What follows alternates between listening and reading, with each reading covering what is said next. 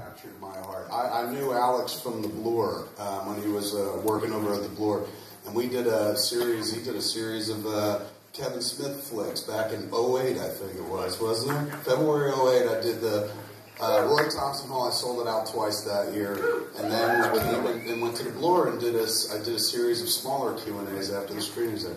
So I loved what they were doing there in the sensibility. And then like a year later or something like that, he let me know. He's like, we got our own theater.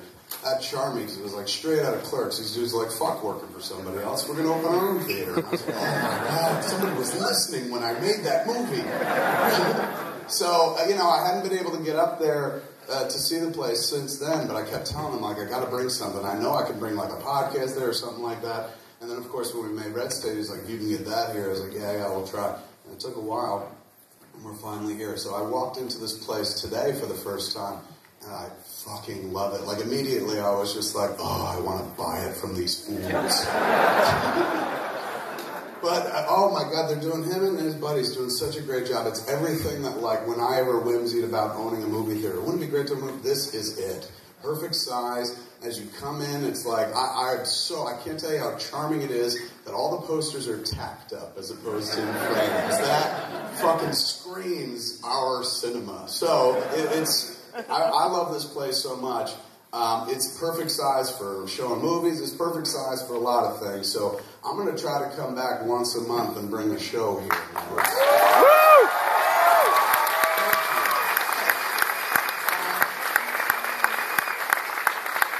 that has everything to do with you guys. Like, you guys sold this fucking thing out quick. And that just says to me, hey, they're interested in you.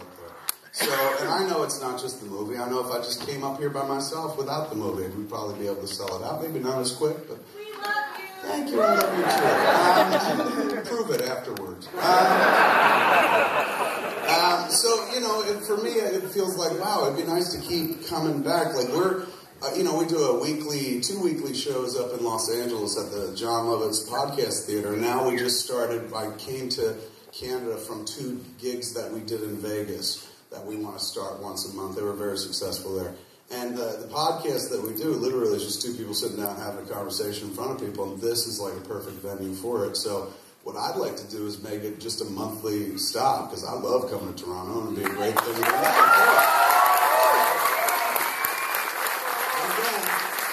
That has everything to do with you guys, and as everything I do has everything to do with you guys. I get to do the things I get to do because you guys exist and whatnot. And like coming out to see a movie tonight and paying $50, $60, whatever, even if you're getting a DVD down the end, you know, that's a big decision to make in a world where the economy's tight.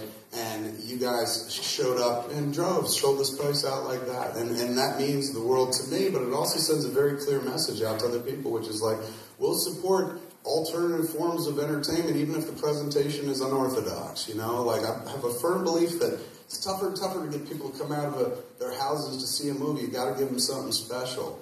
And it's not enough to just make the movie and be like, you know, go see it and write me on the internet when you're done and tell me how you liked it. You know, I don't get the story anymore from looking at a fucking box office sheet of numbers. The story is when you're sitting here in the room watching the movie with everybody, which is what I'm going to do. Like, I imagined when we went on tour that I'd go out in the bus and smoke weed for an hour and a half while people are watching the movie, because I'm like, I've seen it, and it's much more fun to get high.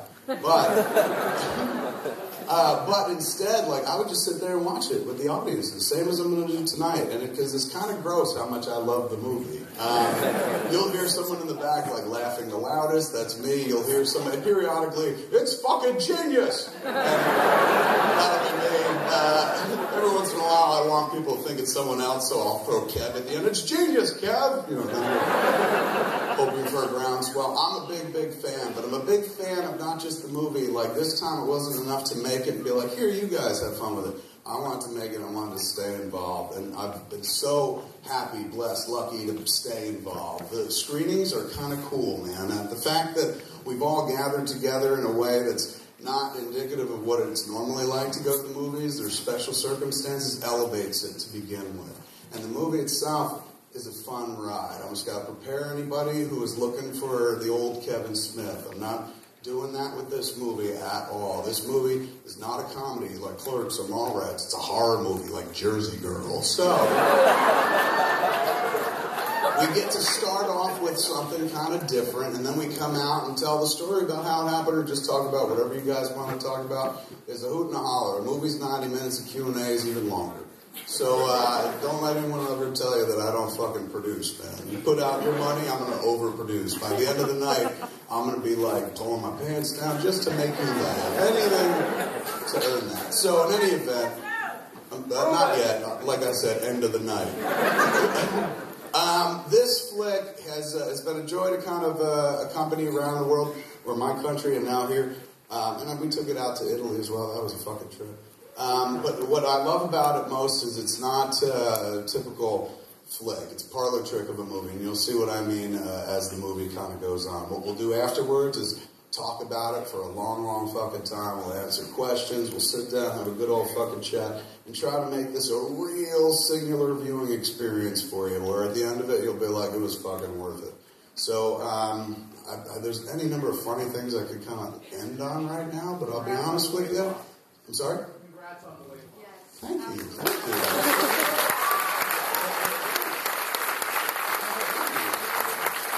It's easy to lose weight because I just stand on stage and sweat while I talk. You know what I'm saying? So, like, I haven't even upped my regimen. I just started talking more, and I sweat more in front of people. And also, it was a very nerve-wracking year. But thanks, man. It was really fucking cool. God, he made me blush. How much weight did I lose?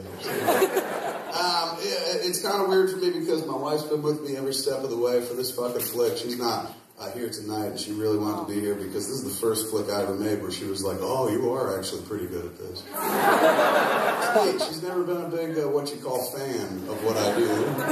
You know, she's usually the person that's like, oh, these are boys' movies. These movies for little boys and stuff. And I'm like, all right, well, if it's a boys' movie, you don't need to be in it ever. And she's like, no, I want to be in the boys' movie. So it's cool for me because I get to hang out, even though she's not here, I get to hang out in the back and see her because she's in the movie.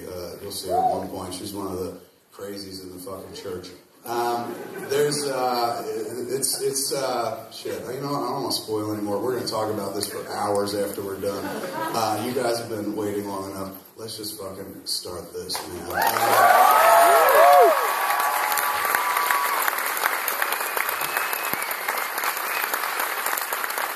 It's going to be a very fun evening, ladies and gentlemen. And you can say any number of things about Red City, good, bad, anything. But the one thing you'll never say is like, well, meh. That's the thing. This movie is the opposite of meh. It's just, it may not be like, it may not make you applaud, but it'll make you go, instead of meh, you'll be like, oh, there's a lot of that going on, which is kind of neat for me. And I'm in the back, and listen, I've been to every screening, almost every public screening of the movie, I think 22 out of the 26, or 22 out of 24 I've been at. And I like to kick back and listen to the audience and see how bloodthirsty they are. Because it changes from region to region and whatnot. Yesterday we showed it in Montreal, and it's a movie that features a bunch of American English speakers getting killed. So they were like, wow. They were very, very into it and whatnot. Every time people started dropping good, and they applauded.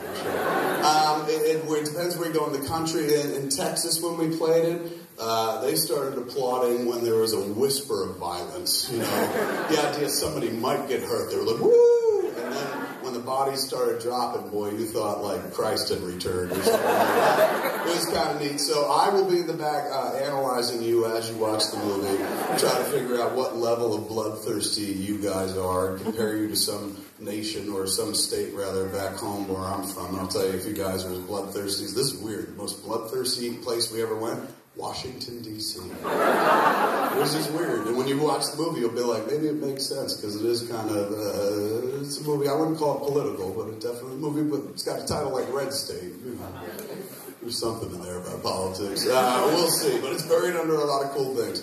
Fuck talking about it. Ladies and gentlemen, enjoy Red State.